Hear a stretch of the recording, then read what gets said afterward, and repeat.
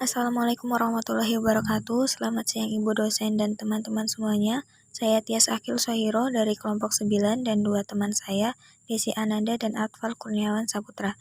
Kali ini kami akan mempresentasikan mengenai konflik antar umat beragama. Konflik merupakan serapan dari bahasa Inggris, berarti percekcokan, perselisihan, pertentangan. Konflik dalam definisi ini diartikan sebagai ketidakpahaman atau ketidaksepakatan antara kelompok atau gagasan yang berlawanan. Sedangkan konflik umat beragama adalah bentuk konflik yang terjadi antar dua atau lebih kelompok agama yang memiliki perbedaan dalam keyakinan, pandangan, dan praktik mereka. Konflik ini dapat terjadi dalam berbagai tingkat keparahan, mulai dari konflik verbal hingga konflik fisik yang mematikan. Adapun penyebab konflik yang pertama yaitu klaim kebenaran. Adapun agama yang dianut mereka cenderung membenarkan ajaran agamanya, namun seringkali mereka terlalu menjunjung tinggi ajaran mereka dan tidak sengaja merendahkan ajaran agama lain. Keyakinan tentang yang benar itu didasarkan pada Tuhan sebagai satu-satunya sumber kebenaran. Mereka mengklaim telah memahami, memiliki, bahkan menjalankan secara murni terhadap nilai-nilai suci itu. Keyakinan tersebut akan berubah menjadi suatu pemaksaan konsep-konsep gerakannya kepada orang lain yang berbeda keyakinan dan kesepahaman dengan mereka. Yang selanjutnya yaitu disebabkan oleh doktrin jihad. Banyak sekali doktrin-doktrin jihad yang ditanamkan dengan tujuan yang salah. Kasus bom Bali bukti nyata dari doktrin jihad yang tidak benar. Tragedi ini disebut sebagai peristiwa terorisme terparah. Tragedi ini terjadi atas dasar balas dendam pada peristiwa di Ambon dan Poso.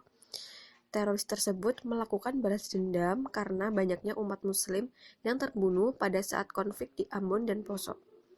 Selanjutnya yaitu contoh konflik antar umat beragama di Indonesia. Yang pertama ada contoh konflik agama di Poso, konflik Sunni dan Syiah di Jawa Timur, konflik agama di Aceh, dan yang terakhir konflik Tanjung Balai. Kemudian, berikut merupakan dampak konflik secara tidak langsung. 1. Terjadi keretakan hubungan antar individu atau kelompok. 2. Perubahan kepribadian memunculkan rasa curiga dan benci dan dapat terjadi kekerasan. 3. Adanya korban jiwa, hilangnya harta benda dan rusaknya fasilitas umum. 4. Kemiskinan bertambah akibat tidak kondusifnya keamanan dan sebagainya. Selanjutnya, dampak konflik secara tidak langsung. Dampak secara tidak langsung akan dirasakan oleh orang-orang yang tidak terlibat langsung dalam suatu konflik yang terjadi.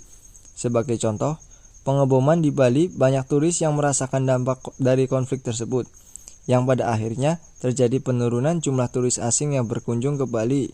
Selain itu, hal ini dapat mempengaruhi devisa Bali dan devisa negara. Selanjutnya, upaya pencegahan. 1. Membangun sikap toleransi antar umat beragama. 2. Mewujudkan semangat hidup bersama dengan mengembangkan moderasi beragama dan toleransi antar umat beragama. Yang ketiga, masyarakat harus mempunyai rasa hormat antara agama satu dengan yang lain. Yang keempat, masyarakat harus mempererat tali persahabatan dan berusaha mengenal lebih jauh antara satu dengan yang lain. Yang kelima, mempunyai kesadaran bahwa setiap agama yang dianut masyarakat membawa misi kedamaian. Yang keenam, masyarakat yang baru saja pindah ke daerah lain harus berbaur atau membaur ke masyarakat sekitar.